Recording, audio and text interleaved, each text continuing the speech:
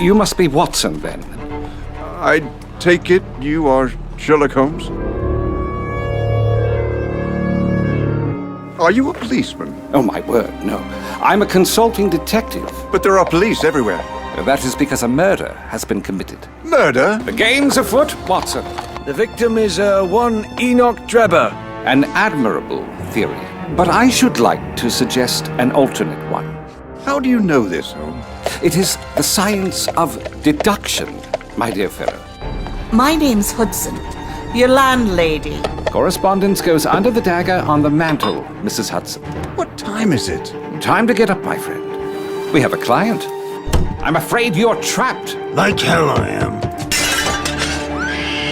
Quick, Watson. The attic. These are the fantastic adventures of Sherlock Holmes. If he continues to be a nuisance, then he will be eliminated. Understood, Professor.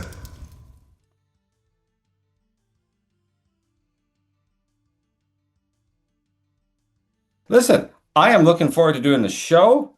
I'm jazzed, juiced, and enthused. So I'll follow your lead, my brother. Okay, here we go. Showtime. Welcome to the show. I'm Brent, Holland, and welcome one and all. Get in your most comfy chair. Tonight, as I drove into the studio, it was pouring rain out here in Kingston, the Great White North, as they call it. It's not white yet, hopefully not for a few more months yet, but we are certainly in the fall season. And it is damp. It is cold. It is rainy. So get in your most comfy chair. Get the tea going, get the coffee going, or a beverage of choice. Perhaps a beverage of choice might be best on this particular night. We're going to be looking at all things Sherlock Holmes with my dear brother and friend, Anthony D.P. Mann. My guest tonight, as I read from my script, is a legendary actor, director, screenplay writer, voice actor, producer. Phew, that's a lot of hats, buddy. Oh, folks, check out this list of people he has directed for all his own projects, by the way. Okay, here we go. You ready for this, folks? Sir Derek Jacobi. Excuse me. Here's what he's been in. Tomb Raider, Murder on the Orient Express, King's Speech, Gladiators. You probably just saw him in Gladiators too, most people. Tony Todd, Candyman. Anthony's directed him. He was in The Rock, of course, Night of the Living Dead, Star Trek, and Platoon. The Canterville Ghost we did, and with Doctor Who's Colin Baker. He was also in George Lucas's Indiana Jones. David Warner, Titanic, Ripper Street, Tron, Star Trek 5 and 6. Sylvester McCoy, Doctor Who, for all the Doctor Who fans. He needs no further introduction than that. Well, he was in The Hobbit, so you probably remember him from that as well. Robert Powell. You know, I mean, does it get any higher than God? I don't know. Malcolm McDowell. Clockwork Orange, of course. Clockwork Orange is his big work, yeah. Brian Blessed, and you'll know him from many, many things once you see his face on screen. Peter Davison, another old Doctor Who. Okay, I could go on and on and on and on. And I got to get this last one in because this is really impressive. Stephen Fry. Excuse me, Stephen Fry. Who gets to direct Stephen Fry? Playing Anthony D.P. Mann. A talking cabbage for us, no less. And I love him playing Sherlock. Speaking of Sherlock, Sherlock's brother in the Sherlock, Mycroft in the Sherlock Holmes movie. So tonight we're going to explore all things Holmes. Sherlock Holmes. Anthony has embarked on a multi-part series of Sherlock Holmes adventures with twists and turns that are tantalizing. Just when you think you have figured it all out, surprise!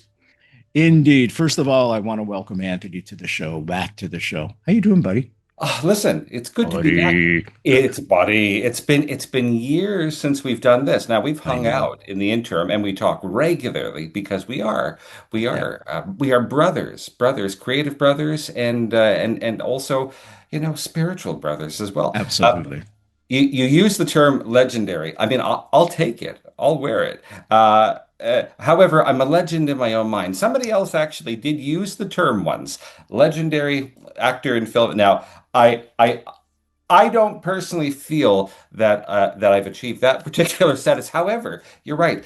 We've had an opportunity to work with some wonderful, wonderful people, and when you're when you are standing in the presence of people that you've grown up watching on Yeah. film, on screen, on TV, it does put there's a humility to that. We've done some interesting things, and we continue to do interesting things with Sherlock Holmes, which is a character that I have a long, long history with. Can you give us an overview, a synopsis, if you will? I'm going through a box that I have of all my old scripts that I've written. All of a sudden, I find this pack of scripts that I'd written for Terry Wade and I back in 2009. I thought this is unfinished business right here.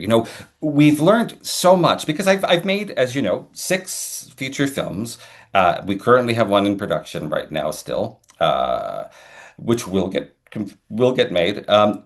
I've had this whole other career doing voice work with my own company, Bleak December, in its previous incarnation. It's sort of retired now, but we're on to other things. I've done work as a narrator on record for horror stories with Cadabra Records and some films as well, and even a cartoon series. I appear on the second season of The Happy House of Frightenstein, an award-winning television cartoon series for kids.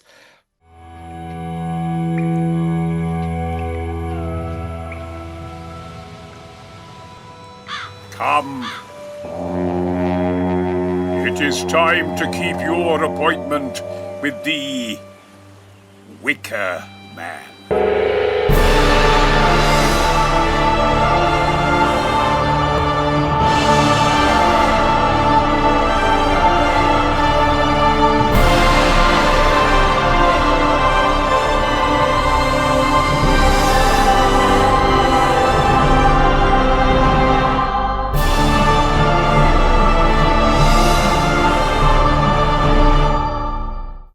Wicker Man was on the BBC Radio 4, as you know. Talk about that. The Yeah. BBC. Who from Kingston here? As this is playing on TV Kojiko, it's also on YouTube, folks. Okay. Well, there we go. This is an audio play that we produced. It was a licensed Yeah. adaptation of a And classic how film. come the press in Kingston never jumped on all over this thing? How come you didn't get a featurette or nothing Well, like that, like the usual crowd does? That doesn't do half as well as you. There's an old expression. internationally. There's an old expression that sometimes you have to leave in order to come back, right? Oh, but the prophet going back to Jesus of Nazareth again. Yeah. That's right. A lot of Kingstonians actually involved in these audio plays and such as well. But yeah, we were picked up. The Wicker Man was picked up by the BBC, which is wonderful, and they'll be rebroadcasting it still at some point over the next year. But anyway, we've learning all these things. As I've got this stack of unproduced audio plays in my hand, I thought, I wonder, some of these are actually quite good. I mean, I did a lot of rewriting, but I thought, could we try and take all this knowledge and all this experience, this life experience that's been acquired, talking about the storyteller and such, and my own evolution as a creator, as an actor. I started to think, I'd like to have one more go as Sherlock Holmes with Terry Wade as Dr. Watson and see if this time we can get it right. And that's where we're at now. We're in the process. You nailed it. Yeah, you nailed it. Oh, well, we'll talk about that. We'll talk about that because it is something that's nearer and dearer to me than anything I've done before. A series of Sherlock Holmes adventures based on the classic canon by Conan Doyle, but in a serialized format that focuses on the evolution of that friendship between Holmes and Watson. Something special that I do believe Terry and I bring to the table, along with the other wonderful guest stars that we have in this, and a remarkable guest star in the guise of Simon Callow, who I had chatted with about this book, Simon Callow as our Professor Moriarty. We're in production now on this line of audio plays. We have extraordinary music by yourself, Brent Holland. First few episodes are now out there for people to consume. You must be Watson, then. I take it you are Sherlock Holmes? Are you a policeman? Oh, my word, no. I'm a consulting detective. But there are police everywhere. That is because a murder has been committed. Murder? The game's afoot, Watson. The victim is one Enoch Drebber. An admirable theory. But I should like to suggest an alternate one. How do you know this, Holmes? It is the science of deduction, my dear fellow. My name's Hudson, your landlady. Correspondence goes under the dagger on the mantle, Mrs. Hudson. What time is it? Time to get up, my friend. We have a client. I'm afraid you're trapped. Like hell I am. Quick, Watson. The attic. These are the fantastic adventures of Sherlock Holmes. If he continues to be a nuisance, then he will be eliminated. Understood, Professor.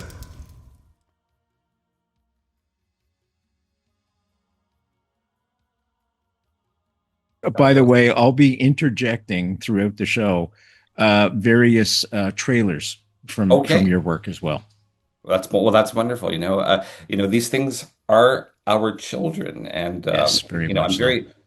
It's strange, Brent. I've reached a point, and again, you and I know each other very, very well, and we talk about our shared experiences all the time. But it's very strange to be at a point now where I can look back on several decades of work and reflect, and I can see the evolution too, and I can see things for what they are, warts and all. But I'm telling you, the series that we're working on now, it is something special. So absolutely, it's got magic in it. There is a chemistry there between you and Terry, and I would argue Nick as well. Nick, who plays Lestrade. Oh, Nick Ewan, a Kingston, Kingston actor. God, marvelous! All these local actors that mentioned. Amy Bello. Amy Bello is another one who plays Mrs. Hudson. Anybody who has seen a stage play in Kingston will know Amy Bello because she's such a prolific actress. Melissa as well.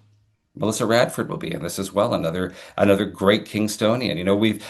There are a core group of people because for folks who don't know, I lived in Kingston for 20 plus years before leaving for the East Coast. How come they don't know that? I'm marking back. I'm a little bitter about this, but anyways. That's okay. Well, again, I think those in the know. What's exciting for me is that there are so many talented people there in Ontario in that stretch of highway who, if they were living in London or living in New York, they would probably have a full-time career on the stage. I should mention Ilke as well. He's Ilke Hinser, another brilliant Kingstonian actor. Absolutely. So all these wonderful people, and we also have guest voices from overseas. There are some actors from the UK that are part of this as well. So it really is an international production. But the best part of all of this is that it has really rekindled my love for Sherlock Holmes. And I'm going to ask you. Tell me about your own experiences with Sherlock Holmes, because it's great. Anyways, let's get back to you. You've got a lot of love. Who's your favorite Sherlock Holmes? I would say you. Oh, okay. And I'm not blowing smoke. You have encapsulated exactly how I picture Sherlock Holmes, and Terry as well with Watson, because your Watson and your Sherlock Holmes aren't. Everybody references poor Watson as kind of a goofy guy, right? Not in the books. Folks. No, he's not, he's not like that in the books. But we have Nigel Bruce, of course, who played Watson opposite. A great actor. Don't get me wrong. Terrific actor. Just and that was what the director wanted. Somebody that who's the actor that played Sherlock Holmes back then? Rathbone. Yeah, Basil somebody Rathbone. that could. So tell me about how you approach your Sherlock character. Like, what goes into those ingredients? What do you leave out from others? What has inspired you from others? What do you bring to the table that's different, that's uniquely yours? Okay, that's a great question. I appreciate that because Not just another pretty face, folks. not Every even now and then I come up with a good question. not even a pretty face, but I'm kidding. We can do this. We can do this. We can do this. He's gorgeous. He's perfect for radio, I'll have you know. Mine too. That's why we're doing audio. Oh my God. You know, how is my Holmes different? There is a bit of method. I didn't realize that I had a little bit of method to my approach to acting in general until until again you look back at your catalog and you realize, oh, okay, there is something I do. Yes. So we have the perfect Sherlock Holmes already several times over in the guise of some wonderful actors who portrayed him. Jeremy Brett is one. I love Jeremy Brett. We have Vasily Levinov, who was a Soviet actor. He's still with us, actually, who played Holmes in a wonderful series of Russian films between 79 and 85, 86. 84. And I thought that he was wonderful. We have Ian Richardson, who was another wonderful Holmes on screen in 2 films. There are a few other people that I can throw in there. So we have Conan Doyle's Sherlock Holmes. We have that Holmes with the aquiline features, the sharp nose, and the very brooding, sardonic delivery. And I'm never going to be that. That will never be me. And so I'm not going to try and play that Holmes. Instead, I've often joked that, but it's true. That I play Sherlock Holmes as I would play Doctor Who, and the way that you approach these roles is to and this is something that I do that I didn't realize that I've been doing my whole acting life, is I infuse these roles with elements of myself, versus trying to disguise and emulate something. I bring myself to the character. I bring I bring myself to the character, and to some degree, I bring the character to me. Let me just interject here. So, folks, in every production I've worked on with Anthony, he brings a certain authenticity to his characters, and I think this explains it, because it is you, parts of it are you. Yeah, I'm still. You said it before. I'm a character, and I'm. Some days I'm a different character. And I think artists in general have these great highs, these low lows, and very little in between. But humor for me is a constant, and there is humor in this. I'm not afraid to. We don't play to the fourth wall, so to speak, but I'm not afraid to sort of kind of, nudge and wink the audience. But at the same time, I also enjoy emphasizing those moments of horror, because horror is something that I do enjoy. I enjoy playing at least old-fashioned style horror. There's also that relationship between Holmes and Watson, that friendship's more important than the individual characters. In fact, in many ways, these stories, and certainly these audio plays, because they're told through his eyes, they're really Watson's story. We don't get too serious. Oh yeah, there's moments of high drama. Oh yeah. Yeah. But and even horror, terror. Yeah, there is terror. Trust me on that. We do try and bring the audience back down with a bit of a nudge and a wink. And well, in these audio plays, you can smell the street, folks, and I'm not kidding. You can just don't get behind the horse.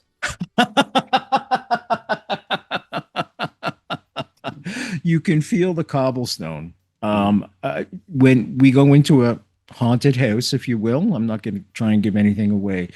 You can feel those spirits. You can feel that claustrophobia. You must be Watson, then. I take it you are Sherlock Holmes?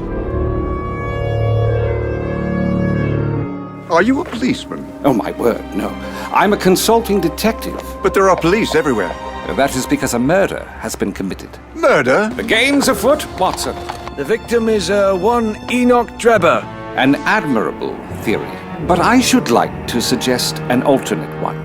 How do you know this, Holmes? It is the science of deduction, my dear fellow. My name's Hudson. Your landlady. Correspondence goes under the dagger on the mantle, Mrs. Hudson. What time is it? Time to get up, my friend. We have a client. I'm afraid you're trapped. Like hell I am.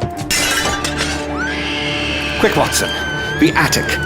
These are the fantastic adventures of Sherlock Holmes. If he continues to be a nuisance, then he will be eliminated. Understood, Professor.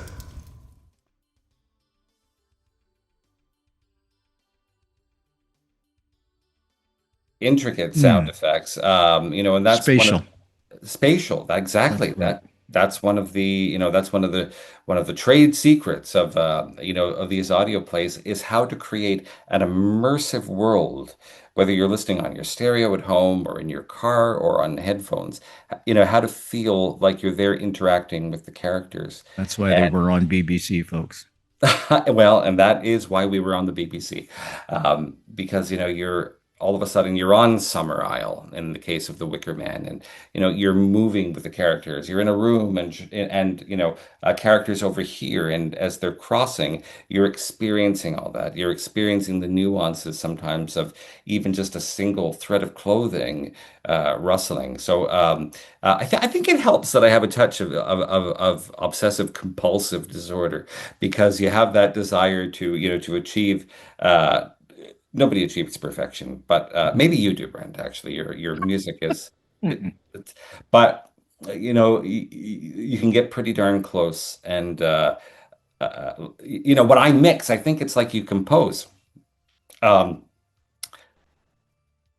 It's by feel, and I don't know if the audio, because I do mix and produce all of these Sherlock Holmes audio plays. It's something I love doing, but it's got to feel right, not just sound right, and certainly not. You can be a technical director, or you can be a creator. And a technical director will see, okay, well, A is supposed to go to B, is supposed to go to C, is supposed to go to D, and that's great. And those people do very, very well in life. My brain does work differently, probably because I don't have training. So I think of everything in a musical context, in swells, crescendos, in coloring, in piccato, staccato, piccato, all the catos. Potato. Yeah, exactly. French fries. And again, coloring, and tempo. That's how I work. So everything that you're hearing shoots down true to life.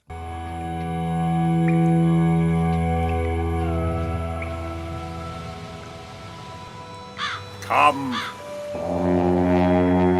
It is time to keep your appointment with the Wicker Man.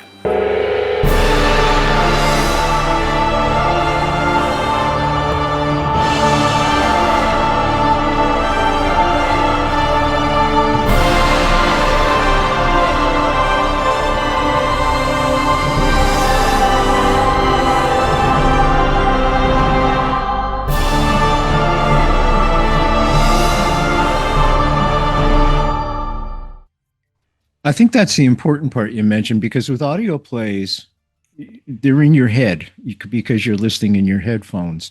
Whereas your films, you're watching them, there's that fourth wall, as you mentioned before. Yeah. I always reference this, that when you're doing a television show, as this is right now, you're inviting people into your living room. When you're doing radio, you're inviting people into your head, I should say. That's really good. Have you ever thought about hosting a show before? No, not a chance. It's too much work. Have you any idea, like 60 hours a week to put a show? And you know how much I make money? I understand. I don't think people realize. Strictly a volunteer show. Strictly. Yeah. People don't realize the gift that the legacy that you're creating, the gift that you're giving. You're very kind. You're very kind. It's not the messenger, it's the message. Absolutely. I just want to inspire folks, and especially the youth of today. That's why the show is syndicated right across the college campus network in Canada, because it's all about inspiring the youth of today. And if I can do that with this show, mission accomplished.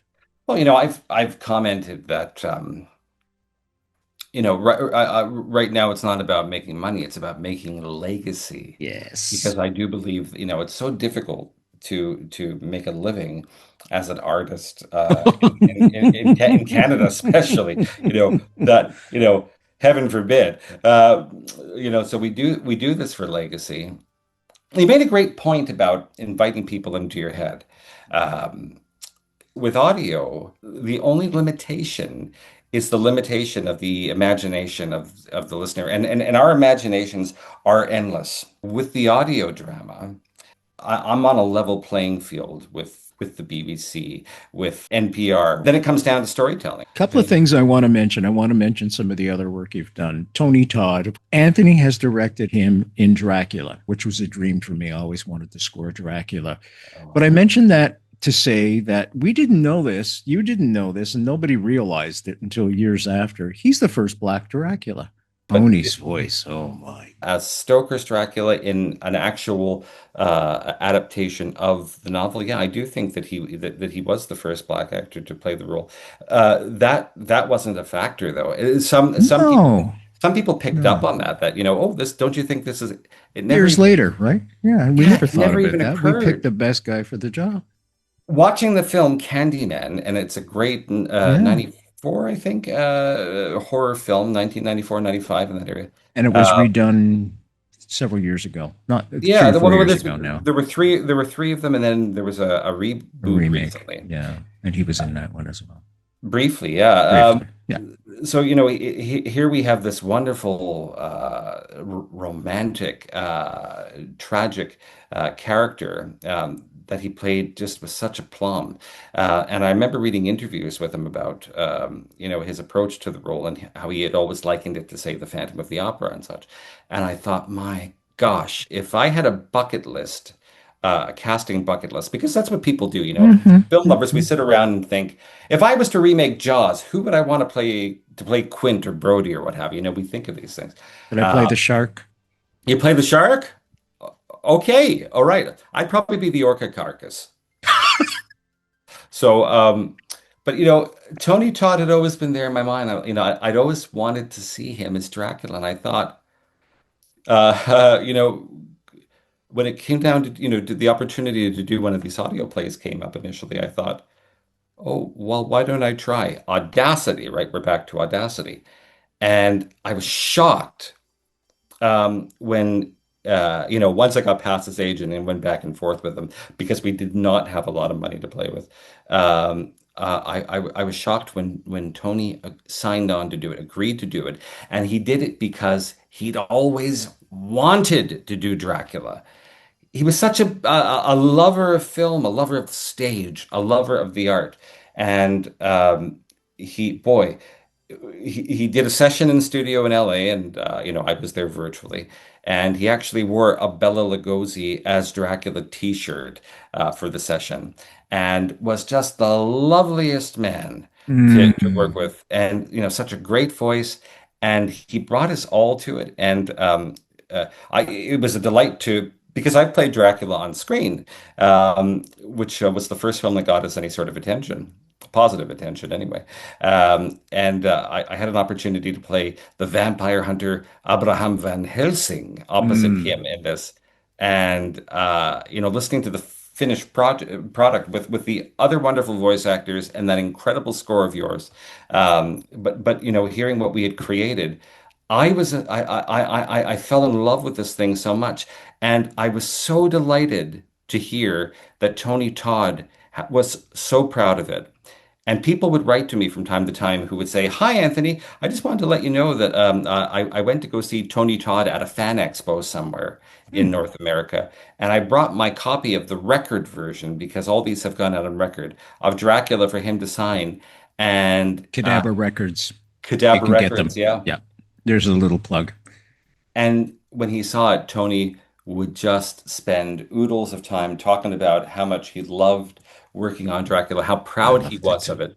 And he has told more than one person on record that Anthony Mann is the nicest director in the business. And I thought, oh my buddy. God.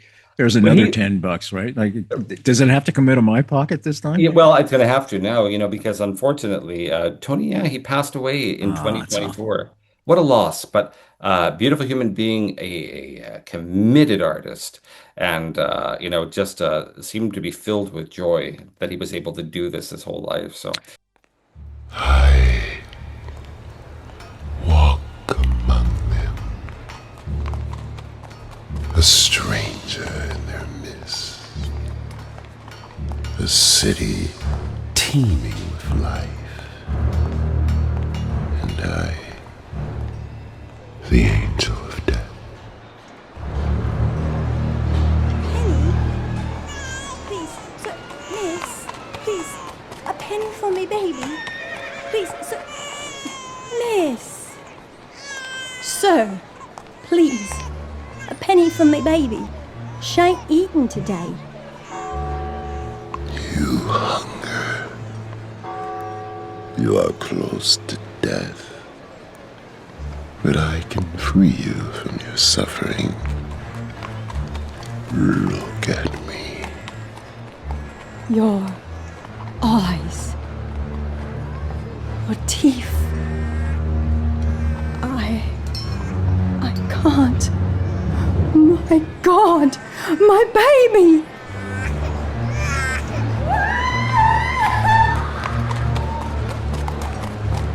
Blood. There is so much blood here. Oi, what you doing on the ground? God, blimey. She's been gone in. Murder. Police. Murder.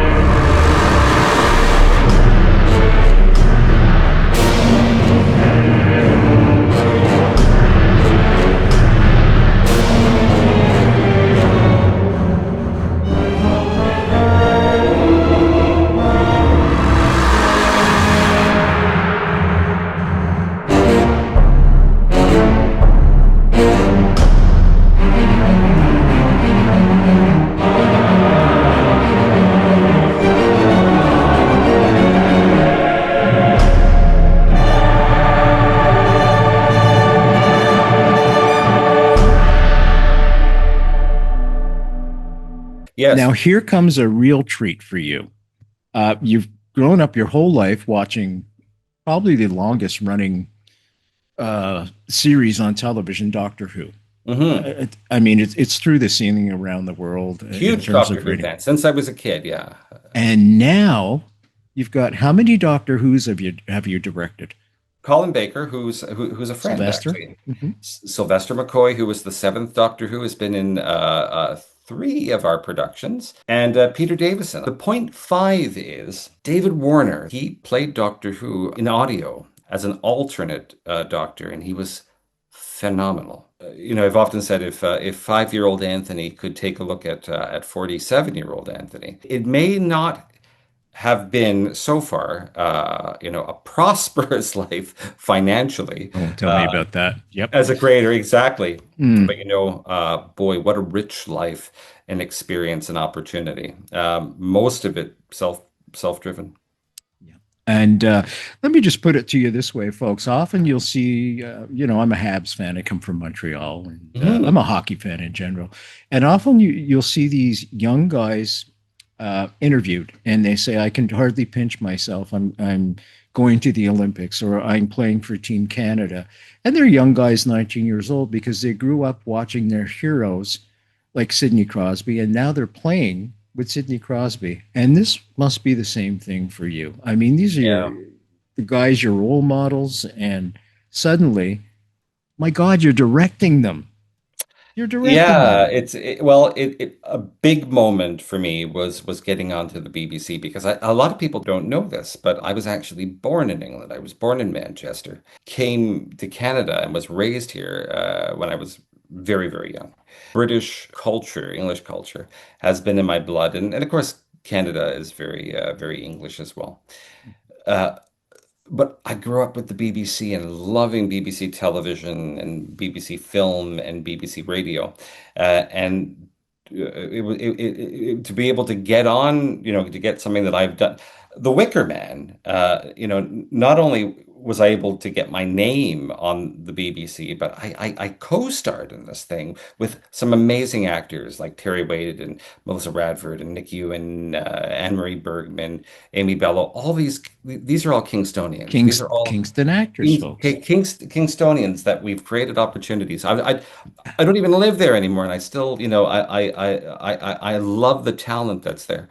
But this opportunity, along with Brian Blessed, the great Brian Blessed, OBE from Flash Gordon and I, Caligula, and every number of things. He's got a great big voice, Ha ha ha! As Lord Summerisle and the Wicker Man. And Lawrence R. Harvey, another actor, he's a cult icon. He's in the Human Centipede movies and some other wonderful things. He was in this as well. So you have this great cast, this wonderful, melange of people over here, primarily working in Canada, with some exceptions, and not even Toronto or Vancouver. We're in Kingston, Ontario at the time, and now all of a sudden we were the centerpiece of programming for the 50th anniversary celebrations of the film The Wicker Man, celebrating 50 years of this iconic film. Studio Canal had licensed this property to me, said, yeah, you can go ahead and do an audio play. Blew my mind. And I just want folks to understand this iconic British film, The Wicker Man, which you've probably seen. Nick Cage did a remake of it. Yes. And suddenly, this British bastion of broadcasting, BBC, reaches out to Anthony Mann, a Canadian, excuse me, for their anniversary of The Wicker Man. Now, this is an honor that it's unbelievable. It blew my mind because it was the centerpiece of programming that evening. It was what capped the evening, that they used this as, they had some documentaries celebrating the legacy of the Wicker Man and some clips. And the reviews were we got phenomenal reviews, off the planet reviews. And that just CBC. But the frustrating thing is, last time we approached the CBC had no interest in what was being offered, and that's there's that profit thing again, isn't it? Well, let's not go down that road. I think Canada probably needs to. I think there needs to be some revision of how we see the arts, and I think that there needs to be some light. I think it almost seems like some of the institutions here are afraid of success, afraid that a project that is funded actually, okay, if something is deemed commercial or might have some commercial appeal or value, that doesn't mean that it's not a work of art. It doesn't by any means cheapen the art. If you can, so yes, when I've approached the CBC, we've been accused of being too commercial in our in our content. So BBC, yes, yeah, CBC. Now you're too commercial. I'll go for BBC. If anybody associated with my with my nation's broadcaster happens to be listening or watching, get in touch. We're producing amazing content right here in Canada with Canadians. Want to mention, going back to the Tony Todd Dracula we did, we were critiqued in an audio play magazine. Are you ready for this? We were top 10 along Meryl Streep's. She had an audio play out, and all these famous Hollywood actors.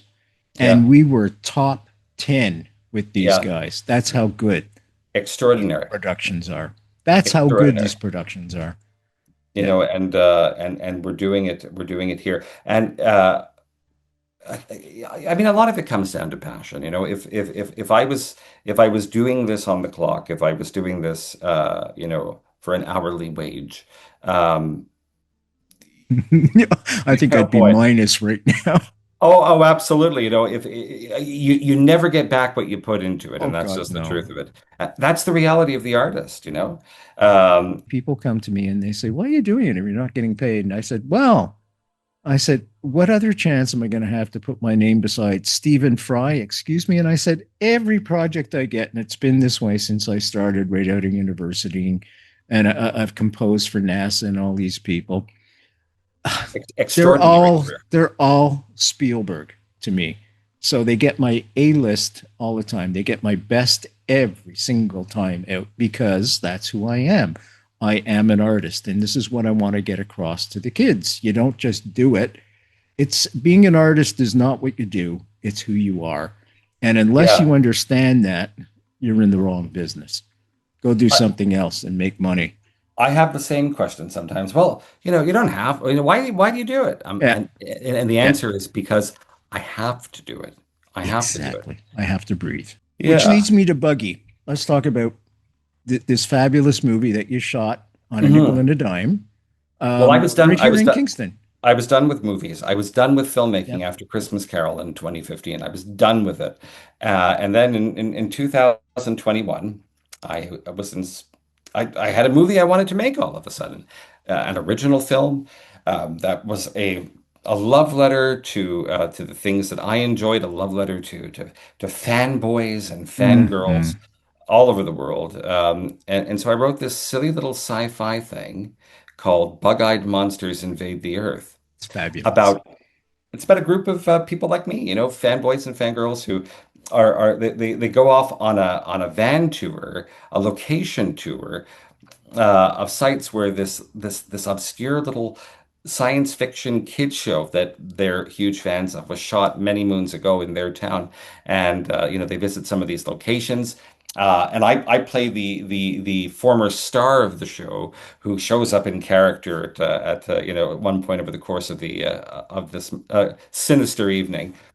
While they're out touring, the van breaks down in a junkyard, and they find themselves smack dab in the middle of a real life alien invasion. So yeah, we shot this movie. I wrote it, shot it again with wonderful Kingston actors. Can you name the actors for me? Sherry Patterson, Melissa Radford, Nick Ewan, Steve Spencer, Jay West, Mitch Markowitz as well was in it. Terry Wade, of course. Mitch Markowitz was one of the producers and the last standing cast member from the hilarious House of Frightenstein, also another cult Canadian kids series. And Ilke Hinser, of course. Ilke Hinser was in this. Yeah, he was hilarious. Oh, Amy Bella was in it. Anne-Marie Bergman as well. I think I've got. So you bring out all these great Kingston actors together, all and these give people them together, purpose. and we shot this thing in a junkyard in Yarker overnight. Yeah, in Yarker overnight for several nights. And I was there, folks, and all I remember is I heard we'd stop the scene because we heard. Oh. Yeah, we hear coyotes or wolves or something out there. Now, I grew up in urban Montreal, right? The only time we saw wildlife was on Friday and Saturday nights. That's right.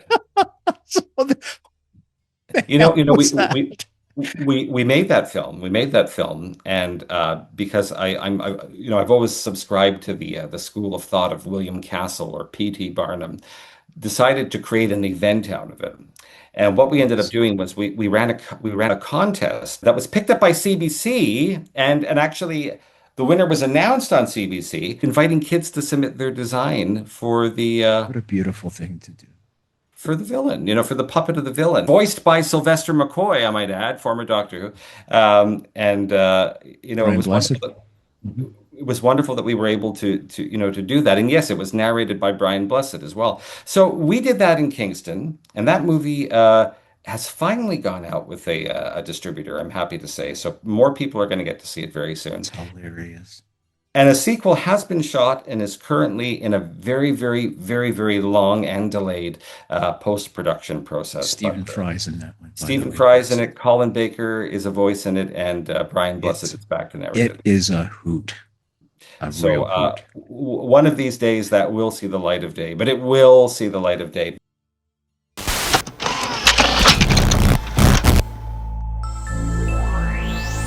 Once upon a time, on a fairly insignificant planet. This isn't good. I'm looking for the one they call Professor Curio. Professor Curio! Professor Curio! That was the show with the talking garbage cat. The Mechobots. The Colonnoids and the Mechobots have formed an alliance. What in the world are these, Professor Curio? 17 years, 364 classic episodes. It's no wonder they canceled it, 12, 13 years ago? No one remembers it. Welcome to the very first Professor Curio location tour. Big fan of Professor Curio, are you? No. Salutations, Earthling. I am so excited I could purr. This was supposed to be a bus! This bus.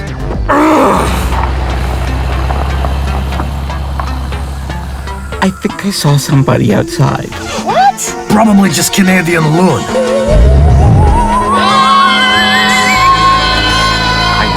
I didn't realize that we were going to be doing this tonight. The claw-mite infestation of the planet Earth is imminent. Greetings! This is Brian Blessed. What the heck is going on there? Oh, man. I'm sorry, my friends. I'm not the hero that you think I am. I knew it wasn't good. Bug-eyed monsters invade the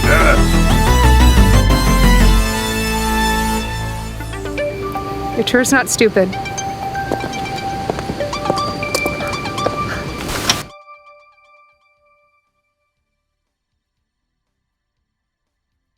But in the interim, the truth is, and again, we won't get into it, but my body has told me to slow down, and I've been able to rekindle my love for audio once again, and we're doing Sherlock Holmes, and it's been such a joy to be able to play that character, to essay him in a way that I had always wanted to for 30 years since I was a kid in high school.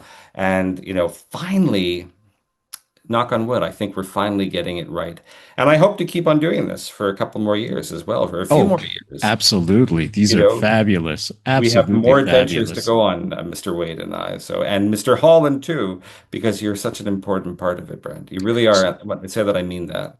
We're going to wrap up in a few minutes. There's a funny story behind how Anthony and I met.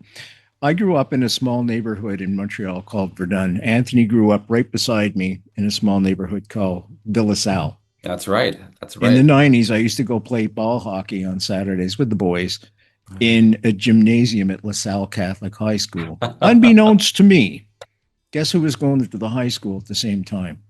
Anthony. That's right. So then I moved from Montreal to Sudbury, where I started this show, as most folks know, and then we moved to Kingston.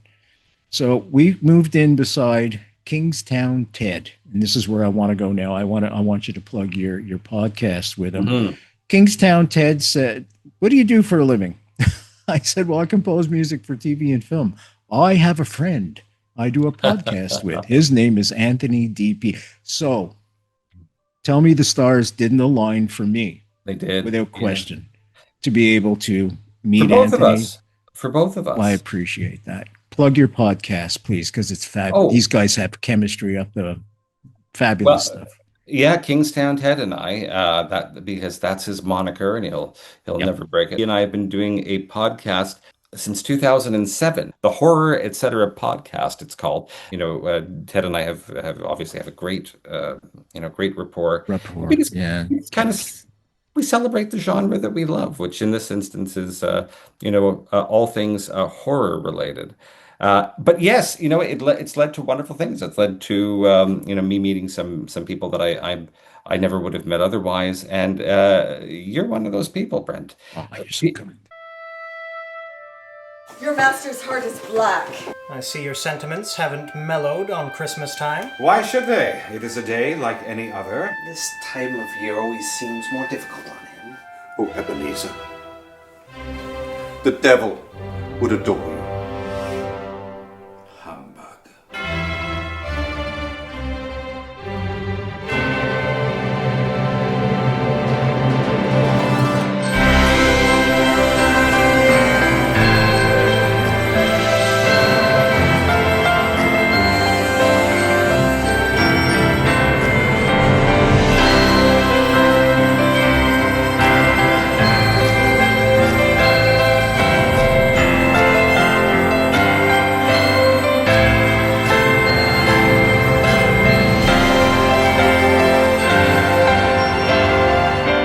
Oh, I do love a good ghost story at Christmas.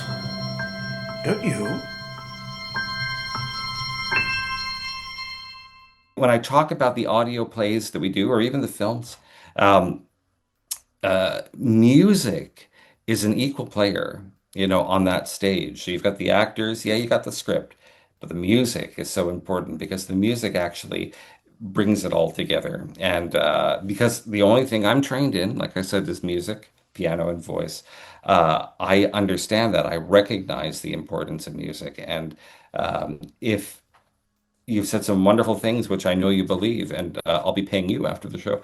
But if any modicum of that is true, then you're a big reason for it as well. And that's the thing. So this wonderful broadcaster that you have here, folks, this fellow who brings you this particular program, the Brent Holland Show and Night Fright, consistently, and is also not just an extraordinary talented musician, but just a wonderful source for discussion, for inspiring thought on a multitude of subjects. This person that you watch every week here on this program is also one of Canada's finest composers for film and television and audio. And we are lucky. There are certain people that we are lucky to share our lifetimes with. And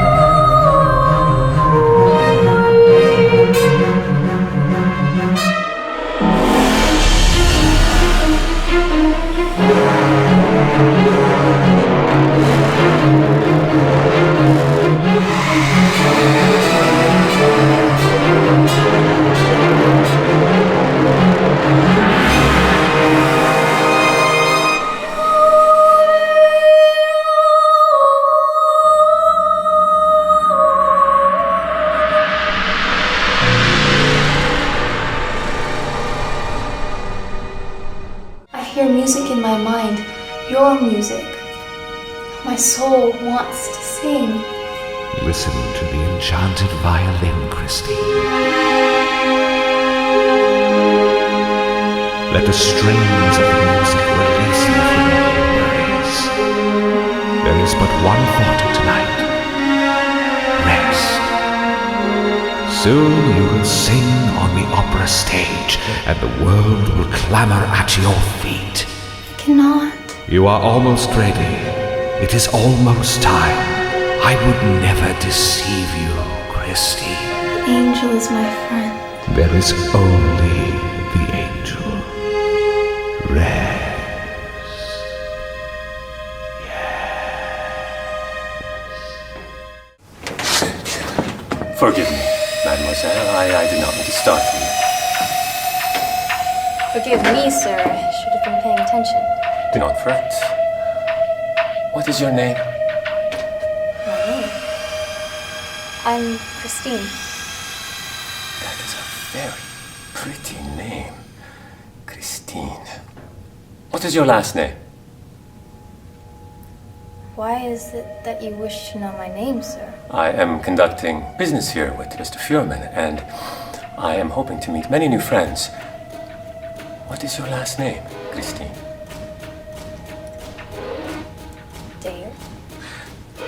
And what is it that you do here at the theater, Mademoiselle Dare? I assist Mrs. Gray with the costumes, laundering, preparing them for performances. I see. You are very busy then, Christine Dare. I'd wager so, sir. And do you have a husband or a lover, Christine?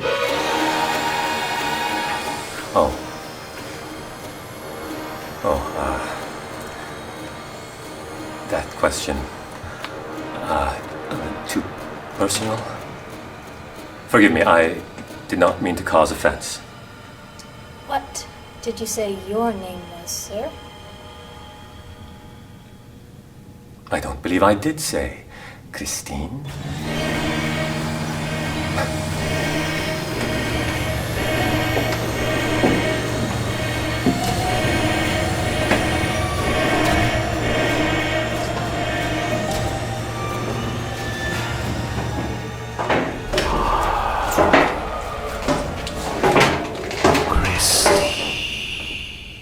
We're going to have to start to wrap up, but I'm going to ask you a question. I ask everybody that comes on this show, because as I said before, the show is broadcast through the university system, college campuses,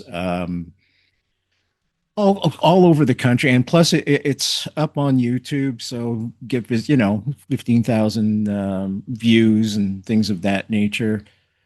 You're talking to the youth of today. What would you say to them? Just do it. Stop talking about it. Stop talking about it. I want to make a film. Oh yeah, but I need somebody to write a script. I don't have any money. Oh, I don't have any equipment. Oh yeah, no, I can't afford to do. Listen, tell a story. Tell a story. Write something yourself. You can do it. I know it's intimidating, but write something yourself that that works within the means that you have. And if you have nothing, then you can exploit nothing, to the nth degree. If you can't afford to do this, well, don't do it. Find a way to write something and create something based on what you can do. And don't be afraid. Don't be afraid to be seen in public with that. Shoot it on your phone. Shoot it on your phone right here. Not only can you shoot an entire movie on something like this that's going to look better than anything I did in the at the beginning of my own humble career, but you can even edit it on this as well, and you can actually distribute it on this. You don't have to, we don't have to spin your wheels waiting for a distributor. You can get your movie up there and seen on YouTube and Vimeo. Just create. Listen to.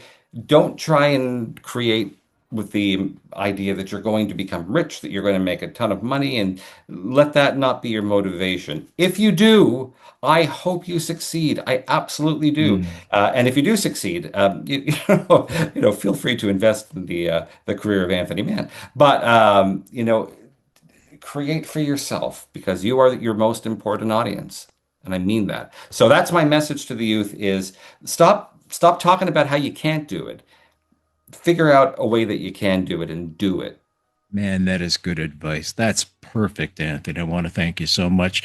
Looking forward to, by the way, folks, I kind of disappear from the show for a little while, and then I come back. The reason why I disappear, guess why? Because I'm composing.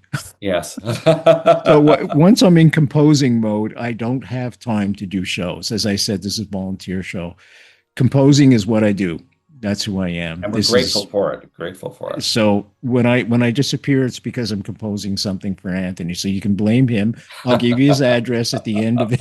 You can send your emails and everything to him. I want to thank you so much, brother, for coming on the show. My pleasure. Thank you for doing it. And not only this program, this particular episode, thank you for this program that you do, because we talk about legacy.